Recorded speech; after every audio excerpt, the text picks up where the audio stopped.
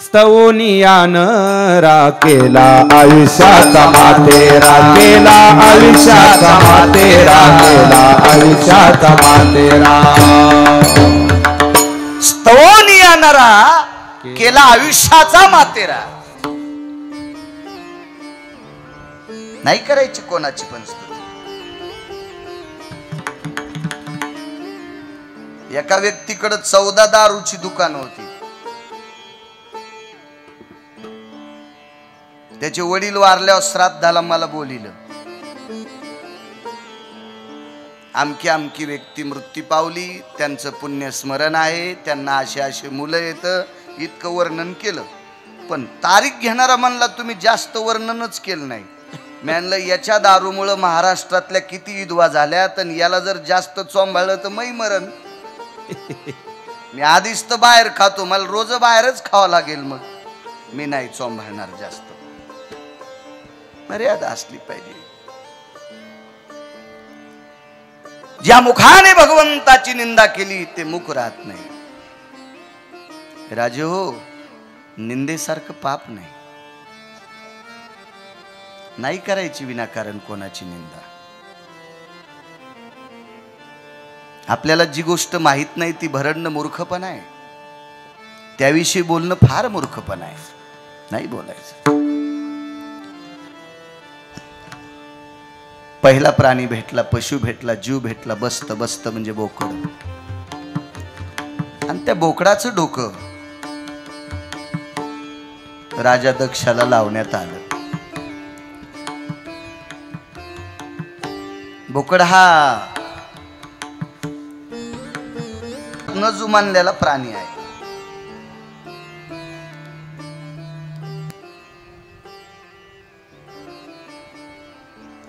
काय झालं माहितीये का महाराज? ह्या मधल्या तोंड सुख घेणाऱ्या, जिभेचे चोचले पुरवणाऱ्या नालायक लोकांनी जगदंबेला बदनाम केलं. जगदंबेला बली ही प्रथा आपल्याकडे नाही, पण पडद्याला रस्ता मोडताच येत नाही. नाही मोडता येत गुरुजी. तुमच्या शेतातून जर रस्ता असेल, तो सॅटेलाइटला जर सापडला असेल, तर तुम्ही नाना प्रकारच्या कोर्टात भांडले तरी ते तुमचं मोडत नाही, कारण रस्त्याने तो लोक वागत होते. तसा काही एक रस्ता पडलाय, कुठं कुठं देवीच्या पुढं बळी देणं, हा मोडता येत नाही आता. कारण हा का मोडता येत नाही? या रस्त्यावर जिभेची चोचले पुरून घेणारी बऱ्यापैकी नालायक तिथं रोवल्या गेली. नाही तर बली प्रथा आपल्या सनातन संस्कृतीमध्ये मानल्या जात नाही. एक व्यक्ती भेटली, ते म्हणले अमक्या अमक्या देवाला बोकड कापल्यामुळं आमच्या भाचीला मुलगा झाला. तर मी म्हणलं मामा कापायला पाहिजे, आता भाचीला 11 पोरं झाले असते. बोकड कापल्यावर एकच पोरग झालं, मामा कापायला पाहिजे होता उभा. राहिली सायली मामी बी कापून कुत्र्याला टाकायला पाहिजे होती. 10-15 पोरी झाल्या असत्या भाषीला. असं नसतं राजू. राजू आपल्या वैदिक संस्कृतीमध्ये, सनातन संस्कृतीमध्ये, भागवत संप्रदायामध्ये, माझ्या वारकरी संप्रदायामध्ये बलीला किंमत नाही, प्रथा नाही. ती आपल्याकडे चूक आहे. वरी पुसणार आहे कोणीतरी, आपल्या लक्षात ठेवा. ठीक आहे, तुमच्या जिभेची चोचले पूर्ण करायचे असतील त्याबद्दल दुमत नाही, पण जगदंबेचं नाव बदनाम करू नका. कारण इथून पुढे येणारी पिढी जगदंबेला काय समजेल, देवीच्या बाबतीत काय अस्मिता ठेवील ते. आपल्या पूर्वजांनी या देवीला मानलंय की ज्या देवीला बोकड आवडतो. चुकीच्या कल्पना आहेत त्या. पूर्वीच्या काळात निशाचर नावाची देवता होती, राक्षस देवता होती. या देवता आल्याच्या नंतर त्यांची व्यवस्था तिकडे केल्या जायची, आणि ती व्यवस्था आज जगदंबेच्या पुढे चांगल्या पांढऱ्या शुभ्र कपडे घालणारायची आहे. मला असं वाटतं हे बी चांगल्या कपड्यातले बेटे राक्षसच असावे. हो, कारण कुठल्याही गोष्टी कुठं चिटकवायच्या नाही. बोकडाचं डोकं लावलं, कारण बोकड हा अमात्य प्राणी आहे, मादक वृत्तीचा प्राणी आहे. माझ्या सोप्या भाषेत सांगतो, मला फारसा अडचणीत हात घाला वाटत नाही, विचून निघत असते. नाही तुम्हाला ऐकायचं असेल एखादीशी तर ऐका भागवत, सुरुवातीपासून शेवटपर्यंत पूर्ण संस्कृत. याच्यातल्या चट उठून जात्या. आपल्या सोप्या भाषेत बोलायचं. माझा मराठाची बोल कौतुके, या भाषेत बोलायचं.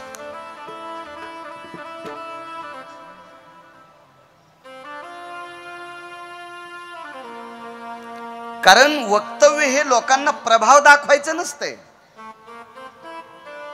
मनाचं भंजन करायचं असते, त्याचं नाव वक्तव्य असते. प्रभाव दाखवून किंवा मनोरंजन नाही, मनोभंजन व्हावं, त्याचं नाव वक्तव्य असते. 2-4 इंग्रजीतले वाक्य हाणणं. मग इंग्रजीतले वाक्यच हाणायचे होते तर व्यासांनी इंग्लिश मध्येच भागवत केलं असतं ना. ते संस्कृत अधिक आपल्या या भाषेत का केलंय? ठीक आहे, मी त्याला मानेल, त्यानं अमेरिकेमध्ये जपानमध्ये भागवत त्या भाषेत करावं, त्याची पाठ थापटीन, वाटल्यास मी त्याचे बुट सांभाळायला तिथं जाईल. इथं कशाला एखादं वाक्य टाकून एक सर्वसामान्य शेतात साध्या भोळ्या मावल्यांना कशाला त्यांच्यावरती छत्री टाकायची, ती वाऱ्यानं उडून घालायची? नाही.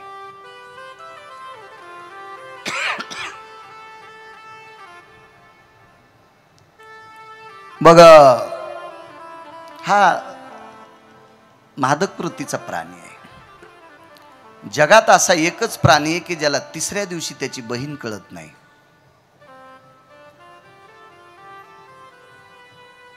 एका पाठी एक उपजती,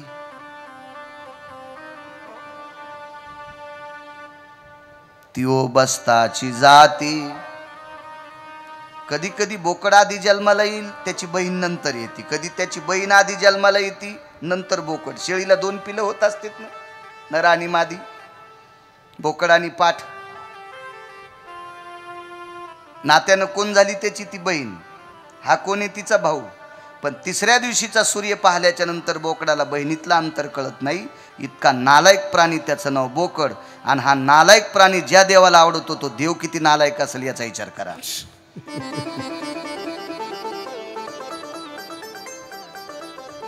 ज्ञानोबा आहे, तुकोबा आहे, नाथबाबा, सावता महाराज, सेना महाराज, रविदास महाराज, कबीर महाराज, गोरोबा काका,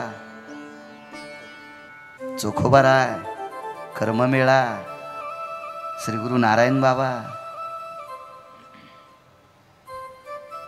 सखुबाई, मुक्ताबाई, जनाबाई, सखू, मीराबाई. काल आम्ही ज्यांच्याकडे जेवलो त्यांनी एका साधूच्या नावाची आठवण करून दिली आम्हाला. श्रीमंत श्री जगद्गुरु तुकोबारायचे परम अत्यंत निकटवर्ती जवळचे संताजी महाराज.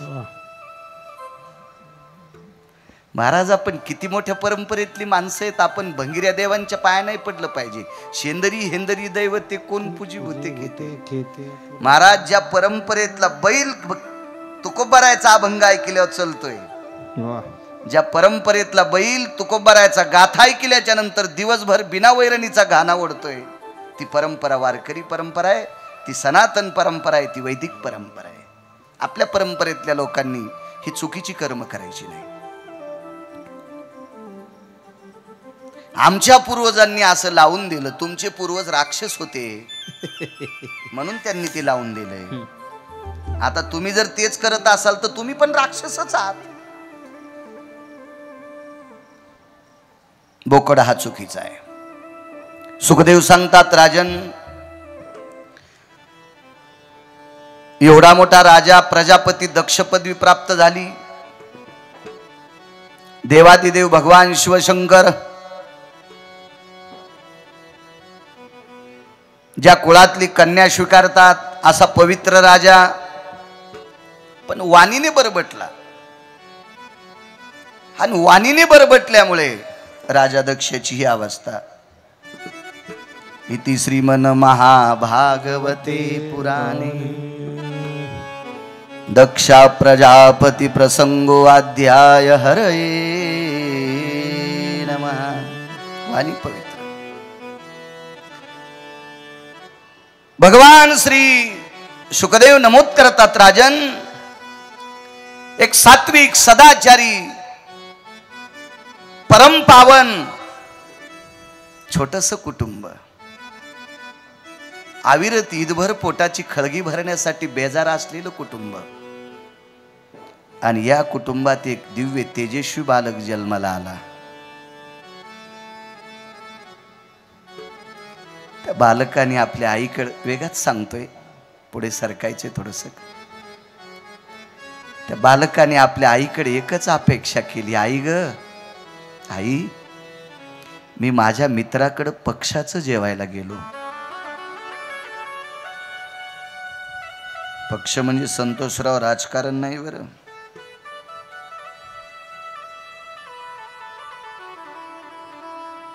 पितराचं, आणि पितरामध्ये 14 पदार्थ असतात. जाता जाता सांगतो माझ्या माईंनो, काही भ्रामक कल्पनेची माणसं म्हणतात इथं खाली जीव घातल्याच्या नंतर आपल्या बापाला भेटत असतं का? या बाप माऱ्यांचं ऐक जाऊ नका.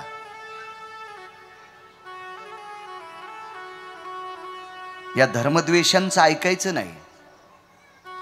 आपल्या सणाच्या पाठीमाग शास्त्रीय वैज्ञानिक या सगळ्या गोष्टीचा दृष्टिकोन आहे.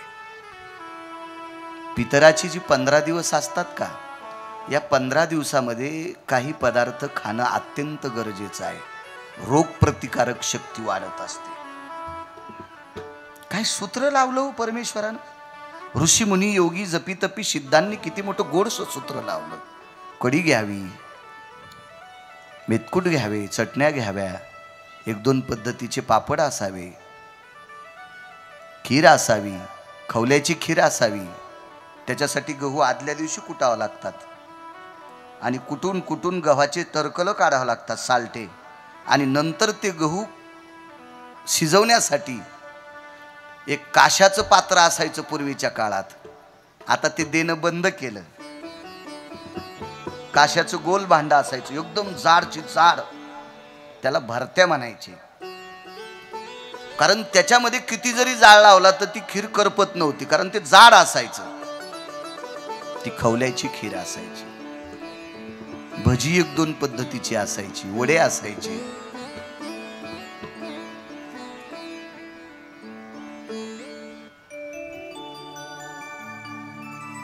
साबणे काकांचा मुलगा गुरुवर्य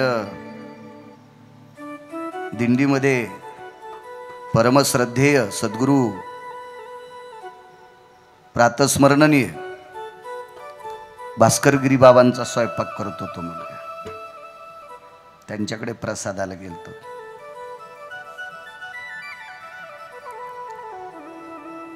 काल आलेले गुरुवारी आदरणीय कैलासगिरी बाबा सुद्धा त्यांनाही आग्रह केला. भजी पाहिली तिथं, आणि मग ह्या पितृदेवांच्या निमित्तानं आपण ती पदार्थ खातो. त्याच्यात पंचामृत असेल, अभिषेकाचं नाही. अभिषेकाचं पंचामृत लिटर भर पेलं तरी काय होत नाही. हे शॉक लागल्यासारखं खावं लागतं. फुरका हाणणं ठसका लागणं सोबतच होतं. त्याचं नाव मोठं लक्षण खोटं. त्याच्यात बंद्या मिरच्याचे 2-3 तुकडे असतात. ही सगळी पदार्थ घ्यायची. खारट असतील, तुरट असतील, आंबट असतील. फक्त पक्षामध्ये एक नियम आहे, कढी मात्र शेवटी वाढायची असते. कढी आणि लवण. लवना शारोदकेना देवतां पितृं भोक्तवी. कढी आणि मीठ मात्र पितराच्या पंक्तीला सगळ्यात उशिरा वाढायचं असतं. एरवी मीठ आपल्याकडे अगोदर वाढत असतात, पण पक्षामध्ये मीठ शेवटी वाढायचं असतं, आणि कढी सुद्धा शेवटी. याचं भान ठेवत जा. आपली सण लक्षात ठेवा. आपलं काय झालंय, आपलं पेटून दिलं आणि दुसऱ्याचं शेकत बसले. आपल्याला बाकीचे सण फार स्मरणात येतं, आपली सण विसरून गेलो आपण. अशा पक्षाच्या दिवशी एका गरीब कुटुंबातला बालक श्रीमंत मित्राच्या घरी पक्षाचं जेवायला गेला. गाई म्हशीनं वाडा भरलेला, भरगच्च श्रीमंती, खिरीचे द्रोणे भरलेले. त्यानं द्रोण्याचे दोन्ही कान धरायचे आणि तो द्रोण पिऊन टाकायचा, कान धरायचे, द्रोण पिऊन टाकायचा. द्रोणच होते न जेवायला. आता लग्नात इतके भांडे यायलेत की घरच पुरण कुठं ठेवा. पूर्वीच्या काळात केळीच्या पात्रावर, पळसाच्या पानावर, आता ते शक्यही होणार नाही म्हणा. लोकसंख्येची इतकी वाढ झाली. आता काय झालं माहिती आहे का, आम्ही एकदा एक धाम बघण्यासाठी गेलो. दरवर्षी थोडंसं कुठंतरी 7-8 दिवस एखादं तीर्थ बघायला जातो. आम्ही गेल्याच्या नंतर चांगल्या प्रतीचे भोजनाचं ठिकाण होतं. तिथं चहा 200 रुपयाला होता.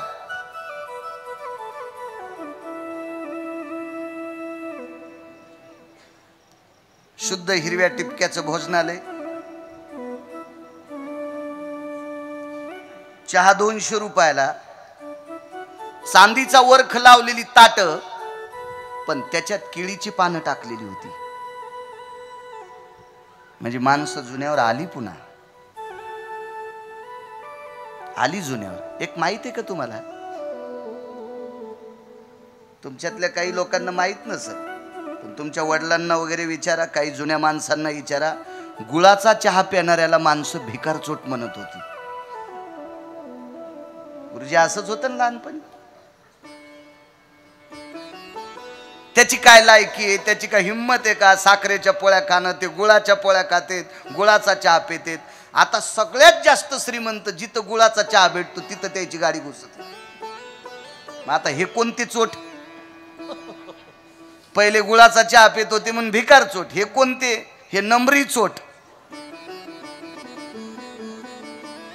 कालाय वृद्धिगता यत सकलेषु भय व्याप्तिर्जना. हा त्या त्या काळानुसार बदल करावा लागतो, अन्यथा आपण मरून जाऊ.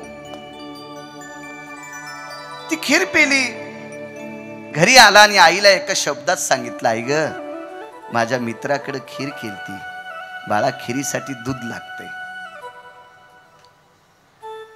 आपल्याला का भेटत नाही? बाळा ती मोठी माणसं आहेत. मग आई आपण मोठे का नाहीत? बाळ हट्ट येतो. आईला उत्तर देण्याचं थोडंसं उचित वाटत नव्हतं. तिनं धान्याचं पीठ घेतलं, पिठामध्ये 10-5 करडी टाकल्या, करडी वाटल्या. करडीचं आणि धान्याचं द्रावण पांढरं शुभ्र पाणी केलं, चुलीवर पातेलं ठेवलं किंवा गाडगं ठेवलं, ते गरम केलं, त्याच्यात मिळाली असेल तर थोडीशी गुळ साखर घातली असेल आणि ते देऊन टाकलं. आपण त्याला साध्या भाषेमध्ये पायस म्हणतो. खीर कशी होईल ती?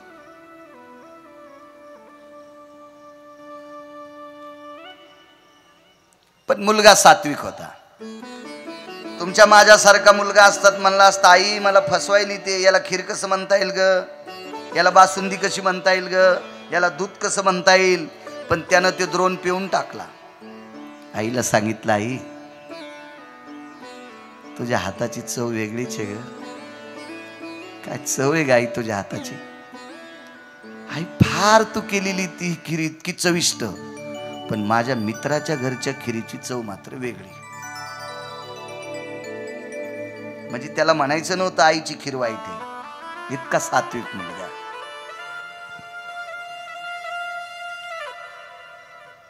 भाषेवर प्रभुत्व असावा. एके दिवशी मित्राने विचारलं, का रे तू काल गुरुकुलामध्ये दुपारचं जेवण आणलं नाहीस, काही पानगं घेऊन येत असतोस, तू आणलं नाहीस. माझ्या आईनं मला खीर केलती म्हणून मी घरी, मला कधी बोलवशील? मोठ्याचं लेकरू आलं, आईनं 2 द्रोणे खीर केली. पण ज्याच्याकडं गाई म्हशीनं वाडा भरलाय ते धान्याच्या पिठाचं कसं घेईन? त्याला एका भाषेमध्ये मिठातली आंबील किंवा साखरेतली आंबील म्हणता येईल, पायसही म्हणता येणार नाही. पायसाला दूध लागतं ना, याला दूध नव्हतं ना.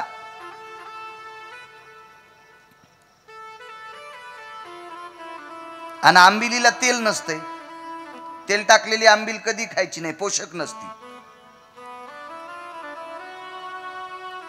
चैत्र द्वादशीला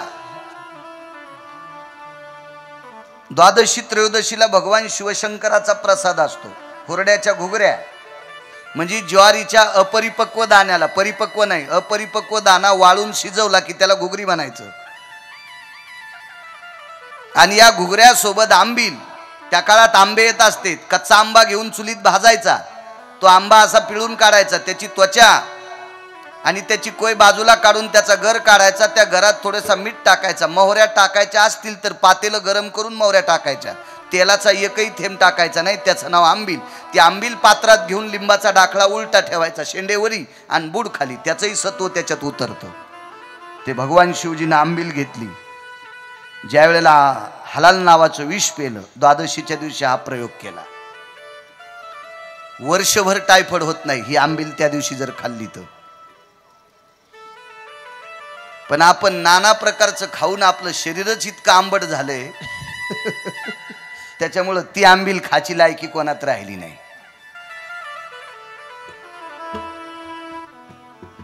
आपल्याला बाकीचे बाहेरचे आहार आवडतात, बाहेरचे आपले आवडत नाही. आपलं खावं याच्याकरता गाथ्यात किती वर्णन आलंय. जगदानंद कंद जगतपती द्वारकाधीश श्रीकृष्ण परमात्म्यांनी आपली आवड यशोदेकडे दाखल केली. मागे पुढे सांगतोय, आई लहानच घे ग हुंडा, मला लवकर करून दे मांडा, लांब गेल्या गाईच्या झुंडा, मला जेवगा. आई ग खडी साखरेचे खडे, मला लवकर करून दे वडे, वांगे भाजून भरीत करी, वरी कांद्याची कोशिंबिरी. देवानं विनंती केली आपलं खाण्याचं, देवानं. आणि जरा जरा पैसे झालेले आपलं खात नाही. त्यांच्या बायका सुद्धा इतक्या शहाण्या, आज माझी पाठच दुखत आहे, येताना बर्गर घेऊन या, येताना 2-3 पॅटीस आणा. मग नंतर कळतं गुंड्या फाडून पोट कस काय बाहेर आले, तर हे बाहेरचं खाऊ खाऊ आले. पॅटीस खातो, बर्गर खातो, काही खातो.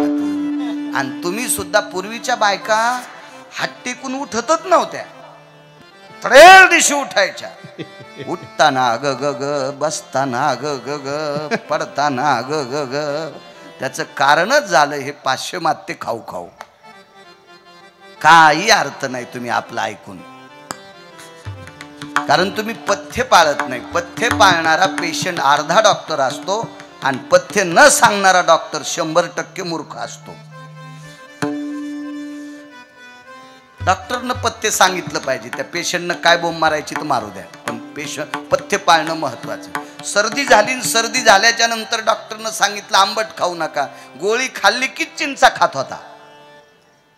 शेवटी राहीत ना सर्दी, डॉक्टर म्हणले आता तू मला खाल्लं तरी सर्दी राहत नाही, कारण तू गोळ्या खाल्ले की चिंचा खातो ना. अरे सर्दीला पथ्य आंबट आहे.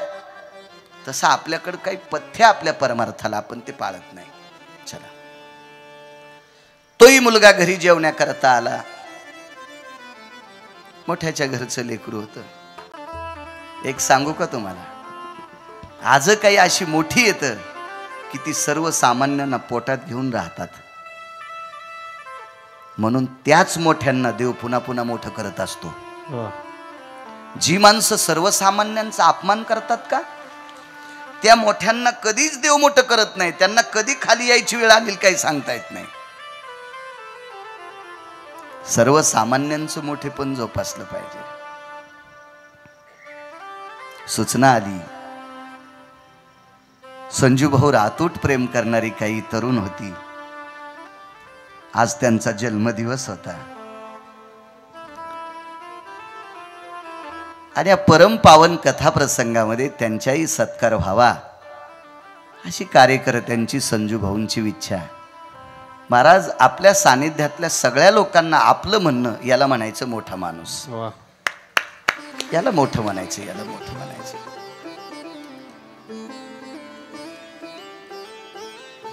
महाराज आपण आपल्या प्रेम हे एकपात्री नसतं बरं. प्रेम आपण दिलं तर कोणीतरी आपल्याला देत असतं.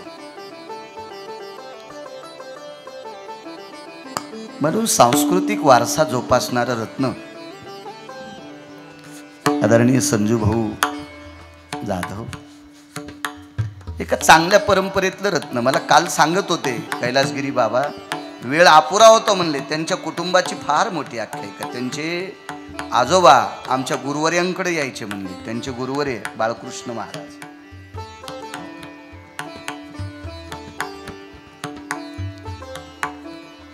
सात्विक घराणा. पुढे त्यांचे बाबा सुद्धा न्यायमूर्ती झाले. एक न्यायदेवतीचं पद त्यांना आरक्षित झालं, प्राप्त झालं, अर्जित झालं. आरक्षित म्हणण्यापेक्षा अर्जित झालं. अशा परंपरेतलं रत्न संजू भाऊ. छानसं वाटलं. आम्ही एक दिवस एक घटना घडल्यामुळे जाण्याचं बंद केलं. 2 दिवस पाहिलं. किती सात्विक. सूर्य मावळाच्या वेळेला दारात दिवा लावणं, तुळशीपाशी दिवा लावणं. काय ते ताईंचा स्वभाव खूप सात्विक. एवढ्या मोठ्या घरच्या असताना सुद्धा. माणूस हा पैशानं मोठा नसतोच, माणूस हा मनानं मोठा असावा. पैसे कोणाकडे पण झालेत असं समजू नका. कोणाकडे पैसे येतील, कोणाचे जातील, अचानक कोणीतरी तोंड काढेल. कारण कोणी श्रीमंत व्हायला लागले, कोणी भिकारी व्हायले, काही नाही. सात्विक भाव.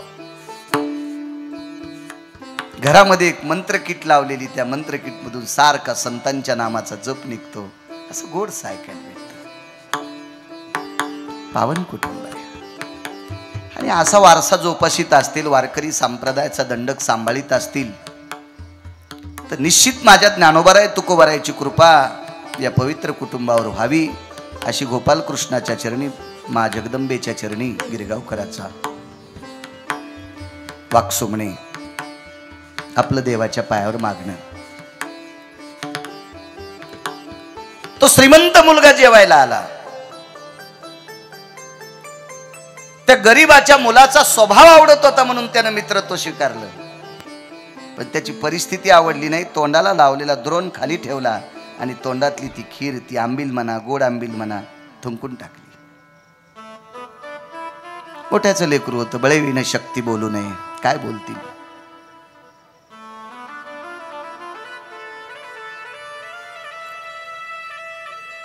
माझं मत आहे, जिला जिथं जागा भेटेल तिथं बसल्यामुळं पुरुषांना बसायची अडचण होती बरं का माझ्या माहीत. तुम्ही मला, मी काल सुद्धा नमूद केलं, तुम्ही पुढे सरकत जा. कारण मागच्या उरलेल्या जागेत निदान पुरुष तरी बसतील ना. काय झालं, त्यांना दोरी टाकल्यामुळं ते पिंजऱ्यातले वाघ करून टाकले. आणि तुम्ही जिथं बसल तिथं लग्नात बिराड मांडल्यावर बसता. असं नका बस जाऊ बरं. तुम्ही भागवतात बसला ते लक्षात ठेवा. सरका. जिला हातपायानं असं सरकत आहे तर तिनं न बोलता थोडं थोडं पुढे सरका ना. ही बाजू भरून काढा ना. याच्यातून का रेल्वे येणार आहे का आता? हा, असं इकडे कडेला सरका, म्हणजे तेवढी जागा भरून निघेल. मागच्यांना जागा आता कुठं बसायचं? मागच्या महिलांनी भरून काढा, जवळ काढा. ही मधला पट्टा भरून काढा नाही एवढा.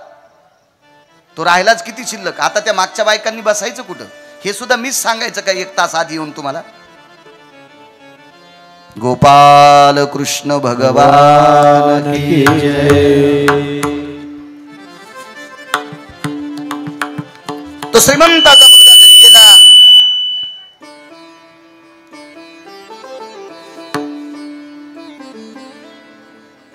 सोबत आपल्या गुरुजींकडे विद्यार्जन करण्यासाठी हा बालक निघून गेला. संध्याकाळी घरी आला. आईच्या डोळ्यात पाहण्याची ताकद नव्हती. आल्याबरोबर आईचं दर्शन घेतलं. हातपाय धुतले, चूळ भरली, आईचं दर्शन घेतलं आणि गुरुजींनी दिलेला तो परिपाठ, तो अभ्यास तो करत राहिला. गृहपाठ तो करत राहिला. संध्याकाळची वेळ जे असेल ते आईनं वाढलं. त्या मुलानं जेवण केलं आईसोबत. आईला सांगितलं, आई मी पडू का ग? झोप बाळा. चांदण्याचा प्रकाश होता. आई बाहेर तुळशी वृंदावनापाशी आली ना आकाशाच्या चंद्राकडे बघत होती. का रे निशापती,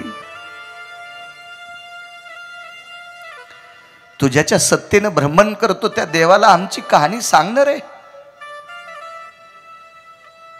काय जाणू देवा होशील निजला. काय आमचं प्रारब्ध लिहित असताना देवाला झोप लागली होती का रे? हे निशापती,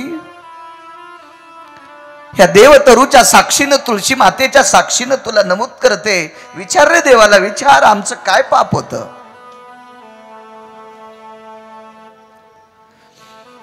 अरे बालकांनी दुधाची खीर खाऊन यावी, मी त्याला धान्याचं द्रावण करून द्यावं, आंबील करून द्यावी, गोड आंबील. माझा बालक बुद्धिजीवी आहे रे, पण त्यानं आईची चूक काढली नाही रे निशापती.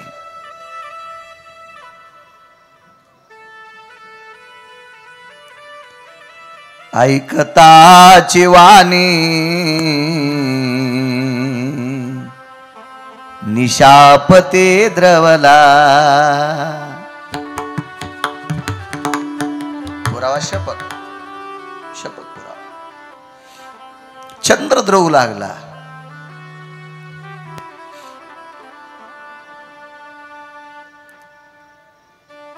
ती आई बाहेरनं मध्ये आली,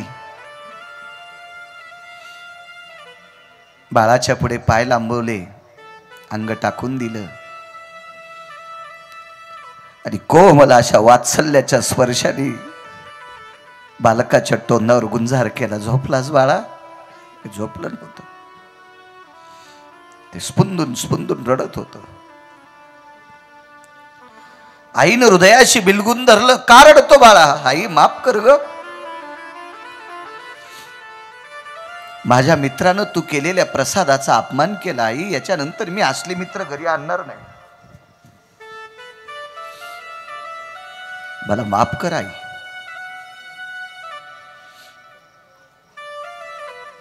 इतका सात्विक, एवढा सदाचारी, इतका पुण्यशील, पावन पुत्र. त्या मुलाचं नाव होतं भक्तराज उपमन्य. एक चिमुकल्या भक्ताच्या यादीतला उपमन्य. सप्तम स्कंदात आशाच्या का भक्ताचं चरित्र आलं पुढे. तो भक्तराज प्रल्हाद.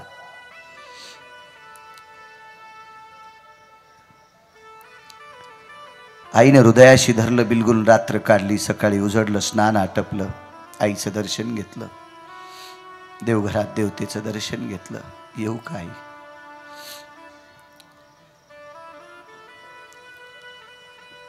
बाळा वेळ आहे अजून, तुझी गुरुजी यायला वेळ आहे. आईपाशी बसला आणि आईला सहज विचारला, आई आपलं काय प्रारब्ध असेल? बाळा, हे घडवायचं सगळं त्याच्या हातात आहे. त्यानं जसं ठरवलंय का तसं राहावं लागतं रे बाळा, आपल्या हातात नाही रे राजा ते. आई तो म्हणजे कोण ग? हे विश्व ज्याच्या कृपेने चालतो, ती जगातली आगळी वेगळी शक्ती, त्याचं नाव आहे देव. देव कोणाला बनायचं माहितीये का? तुमच्या आणि माझ्या मधातलं कनेक्शन जिवंत ठेवून तो दळणवळणाचं तो देव. मी बोलत असताना हे शरीर मला मदत करतंय, या दोघांच्या मधातलं कनेक्शन जिवंत ठेवतंय. आत्मा आणि शरीर तुटला आयुष्याचा दोरा, येर वाऊगा पसारा. मंगळवेढ्याचे मालक श्रीमंत श्री चोखवराय नमूद करतात, देखवी ऐकवी एक नारायण. हे सगळे सूत्र ज्याच्या हातात आहेत. तुझी या कृपेने वेदाशी बोलणे, सूर्याशी चालणे, तुझी या बळे ऐसा तू समर्थ ब्रह्मांडाचा धनी. हे सगळे सूत्र ज्याच्या हातात आहे त्याला देव म्हणतात. तुमच्या आमच्या कल्पना गोड आहे. यावर्षी 5व्या महिन्यामध्ये रोहिणी नक्षत्र हे कोरडच असतं. बऱ्यापैकी मृग नक्षत्रापासून पावसाची सुरुवात असते. अकालेवर शतम मेघम. रोहिणी नक्षत्रात पडलेला पाऊस हा अवकाळी असतो. आपल्या शब्दात अकाली असतो, तो मोसमी नसतो. पण रोहिणी नक्षत्राच्या आधी 15 दिवसानं पाऊस यावर्षी पडला. इतका भरगच्च पाऊस पडला की काही काही ठिकाणी नद्यांना सुद्धा पाणी आलं. कोणाची ताकद असेल बर? ही पंढरीतल्या मालकाची. आणि तो मालक विश्वाला कसं ठेवायचं त्याच्या हातात आहे रे ते, तुमच्या आमच्या हातात नाही. आपण गोड वागायचं असतं. काही माणसं म्हणले आम्ही बुद्धिवादी आहेत, आम्ही प्रचंड अभ्यास केला, आम्ही कोणाला मानत नाहीत. नको मानू, तू ठरव. आम्ही आमच्या ज्ञानाला मानणार, आम्ही आमच्या अभ्यासाला मानणार, असं कसं शक्य आहे?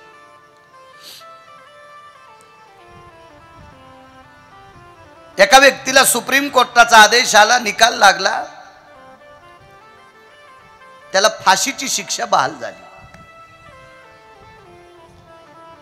कागदपत्र तयार झाली, फक्त न्यायाधीशाच्या मुखारबिंदातून शिक्कामोर्तब करायचं राहिलं. वरच्याचं सूत्र किती घोडे लक्षात घ्या. आपण नाही घोडे नाचवायची. आणि त्याला कळालं की न्याय आपल्या विरोधात आहे, आपल्याला फाशीची शिक्षा आहे, सर्वोच्च न्यायालयाची सूचना आहे. बाई हुशार होती. या स्वामी. गोपाल कृष्ण भगवान की जय.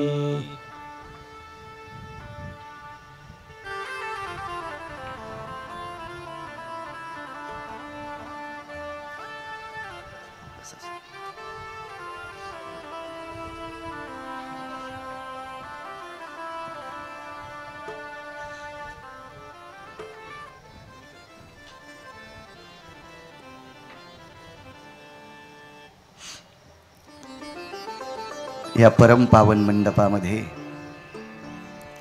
धर्मानाम पवित्रो धर्म संन्यासो पवित्र. आज सुद्धा एका गुरुवर्यांचं आगमन झालं.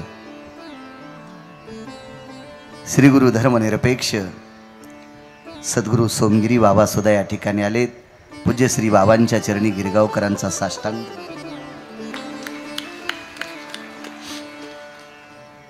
परम पावन सत्पुरुषाच्या चरणी प्रणाम करतो.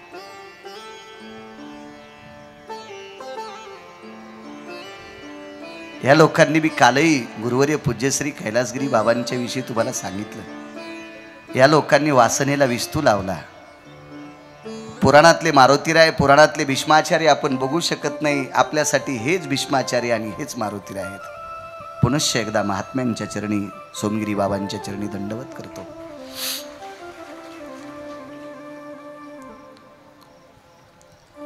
योग असा आला, त्या व्यक्तीची पत्नी हुशार होती आणि न्यायाधीशाच्या घरी एक वस्तू नेऊन दिली. ती वस्तू पाण्यातली होती. त्या वस्तूचं नाव आहे मासा. आणि माशाच्या पोटामध्ये त्यावेळेला 2.5 किलो सोनं घातलं आणि न्यायाधीशाच्या घरी स्वयंपाकघरात मासा गेला. पंढरपुरातल्या मालकात ताकद किती मोठी आहे, त्याचं कोर्ट किती मोठे हे लक्षात घ्या. आपल्या कोर्टांचे घोडे नाचू नका.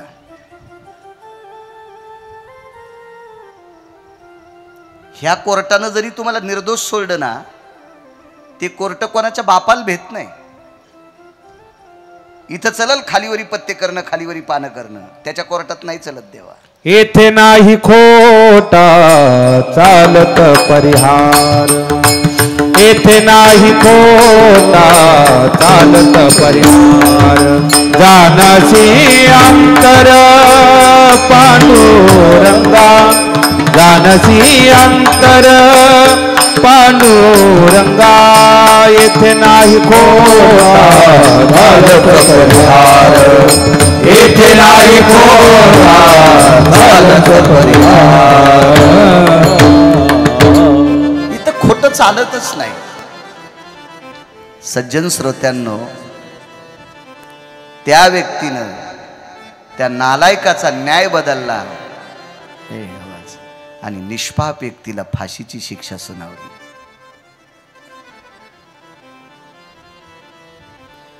पण ज्या वेळेला नालायक निर्दोष सुटतो का, त्यावेळेला त्याचे पावलं जमिनीवर टेकत नसतात. इतकं लक्षात ठेवा.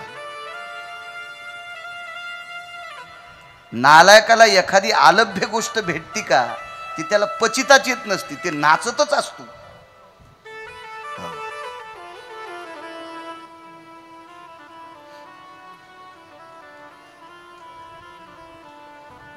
पचलं पाहिजे. मी काल एक शब्द बोलून गेलो तुम्हाला.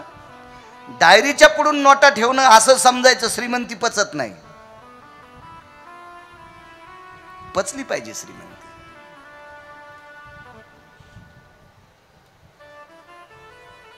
माझ्या लहानपणी हे हल्लीच्या बायकांनी डोक्यातलं काढून टाका. पुतळ्यांच्या माळा घातलेल्या म्हाताऱ्या पाहिल्या नाही.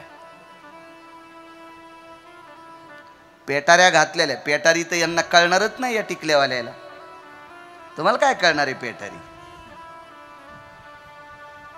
तुम्हाला बाजीगर कळल, 3 पीस कळल. होय संतोष भाऊ, ते दागिने तुमच्या बाबाला कळत असतील, त्याच्यातले 25% तुम्हालाही कळणार नाही. गिरगावकराकडे सोन्याचं दुकान नाही, पण 98 दागिने पाठ. सोन्यासारखं मेमरी कार्ड दिले. लोपामुद्रेनं सीताई साहेबाला दिलेले दागिने जुन्या बायका घालायच्या. शेवन पीस किती पीस एकत्रित टाकल्या एक पुतळीची बरोबरी होईल? पुतळी त्या काळातली टाकली की तिला कोणताही कस लावा, ती 52 कसी. अशा माळा घातलेल्या म्हाताऱ्या पाहिल्या. त्या माळानी त्यांच्या मानाला करकुंडे पडले, इतकं सोनं घातलेल्या म्हाताऱ्या पाहिल्या. पण लग्ना कार्यात लवून चोपून साजूक पद्धतीने गजगामिनीची आ चाली आ कुरंगाईसी नवाळी ती ओ पाहिली स्वामिनी गजगामिनी ओ चाली. श्रीमंत राजाच्या दरबारातली हत्तीन जशी वैभवात चालते आणि मनसोक्त अरण्यातली कुरंगी म्हणजे हरिणी जशी सौंदर्याच्या लतेनं घुमून चालते, तशा म्हाताऱ्या पाहिल्या मी, कपाळ भरून कुंकू लावलेल्या.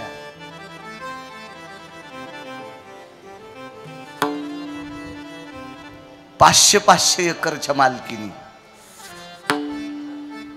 नम्रता सांगू, 500 एकर वाल्याची मालकीन, त्या गळ्यामध्ये पुतळ्याच्या माळानं पेटारी. बापरे. ठुश्या, कर्णमुद्रा, कर्णबिंदी, जुनी दागिनी. अशा घातलेल्या म्हाताऱ्या 500 एकर जमिनीची मालकीन आपल्या शेतात काम करणाऱ्या गड्याची बायको जर ताक मागायला आली तर तिला ताक द्यायच्या अगोदर तिला हळदी कुंकू लाईत होत्या. हे श्रीमंतांच्या घरचं मोठेपण होतं. ही वैभवशाली परंपरा आहे महाराष्ट्राची. श्रीमंती टिकवण्याची साधने आहेत माझ्या माईंनो. पैसा हा गौण विषय, आपल्याला इथं ठेवून जायचा आहे. आपल्या विधभर पोटाची या शरीराची खळगी भरण्यासाठी, सुखद सोचले पूर्ण करण्यासाठी या पैशाची किंमत आहे. मानवता हा सर्वात मोठा पैसा आहे, सर्वात मोठी श्रीमंती, सर्वात मोठा दागिना आहे. फार मोठी श्रीमंती. या देशाची, या महाराष्ट्राची परंपरा सांगू तुम्हाला. देवी भागवतात एक वर्णन आलं देवा.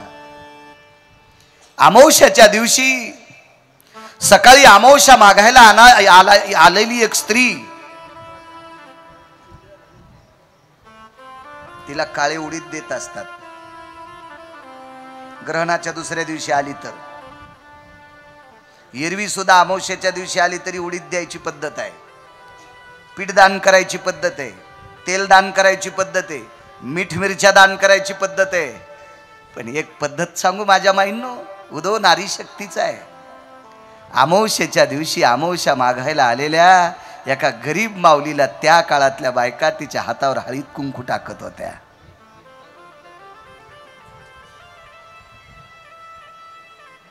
एवढं मोठं वैभव होतं कुंकाचं.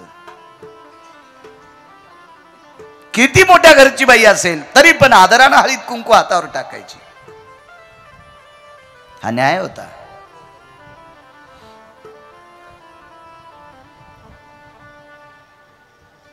काही गोष्टी पचिता आल्या पाहिजे.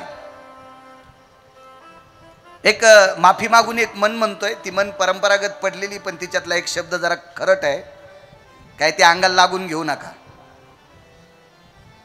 गरिबी आल्यावर लाजू नये, श्रीमंती आल्यावर माजू नये. फार गोड सीमन होती जुन्या काळात. गरिबी आल्यावर लाजायची नाही, आपल्या वाट्याला जे काम येईल ते काम करायचं, आणि श्रीमंती आल्याच्या नंतर मातायचं नाही. कारण श्रावण महिन्यामध्ये वल्ल्या जाग्यावर वळवळ करणारा शिदड याच्यासाठी चैत्र येतच असतो. लालाजी हे शिदड दिसत नाहीत. हे तुम्ही बोलू नका रे, चिठ्ठ्याला येणार आहे सावकाश. आज हिंगोलीवरनं आदरणीय विकासजी जयस्वाल, त्यांच्याकडे मोठं नामदेव फर्निचरचं एक दुकान आहे, ते सुद्धा आलेत, त्यांना सुद्धा धन्यवाद.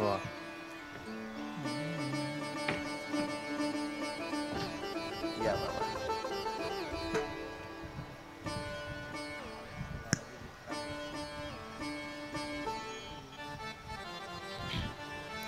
हरे राम राम राम हरे हरे, हरे राम राम राम हरे हरे. हरे कृष्ण कृष्ण कृष्ण हरे हरे. हरे कृष्ण कृष्ण कृष्ण हरे हरे. हरे राम राम राम हरे हरे. हरे कृष्ण कृष्ण कृष्ण हरे हरे.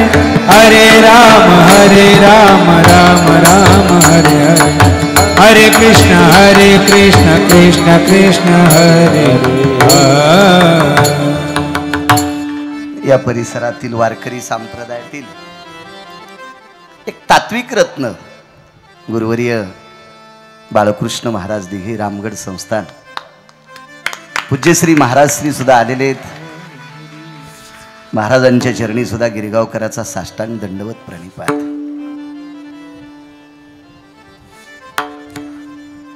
आदरणीय संजू भाऊवर मोठमोठ्या महाराजांची कृपा आहे. मोठे म्हणण्यापेक्षा सात्विक महाराजांची कृपा आहे. आशीच्या सत्पुरुषांची कृपा आदरणीय संजू भाऊवर राहो अशी मा जगदंबेच्या चरणी प्रार्थना. विकासजी जयस्वाल सुद्धा हिंगोलीवरनं आले, नामदेव फर्निचर आहे. 4 फेब्रुवारीला मला ज्या वेळेला अपघात झाला त्यावेळेला 5 फेब्रुवारीला जालना हॉस्पिटलला मी दाखल झालो. आदरणीय डॉक्टर हुशे साहेबांचं हॉस्पिटल, तो पूर्ण तिथले वैद्य, एक क्षेत्रातली अधिपती डॉक्टर हुशे साहेब असतील, बोरीवाल सर असतील, विवेकजी सर असतील, आदरणीय खवणे सर असतील, संकेत सर असतील, ही सगळी लोक माझ्यावर चर्या करत होते. आणि रूममध्ये माझी 4 दिवस यथासांग शरीराची सेवा करणारं व्यक्तिमत्व आदरणीय विकासजी जयस्वाल, मोठी व्यक्ती आहे, व्यापार क्षेत्रातलं मोठं व्यक्तिमत्व आहे, ते सुद्धा आले, त्यांना सुद्धा धन्यवाद.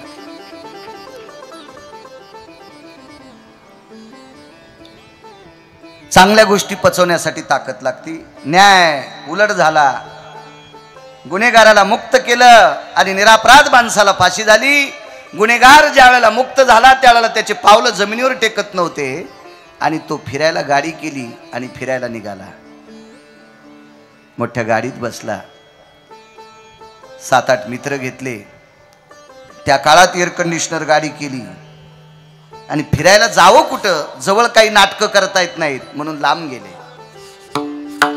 रस्त्याने एक देव लागला, त्या देवाचं दर्शन घेतलं. ते देव म्हणजे भगवान बालाजी प्रभू, व्यंकटेशाचं दर्शन घेतलं आणि पुढे एका देवाकडे निघाले. तर व्यंकटेशानं त्या देवाला सांगितलं, खालच्या सर्वोच्च न्यायालयातून मुक्त झालेला आरोपी तुमच्या दर्शनाकरता यायला, त्याला तुमच्या कोर्टात मुक्त करू नका. म्हणून पंढरपुरातल्या मालकाचं कोर्ट किती मोठं आहे लक्षात घ्या.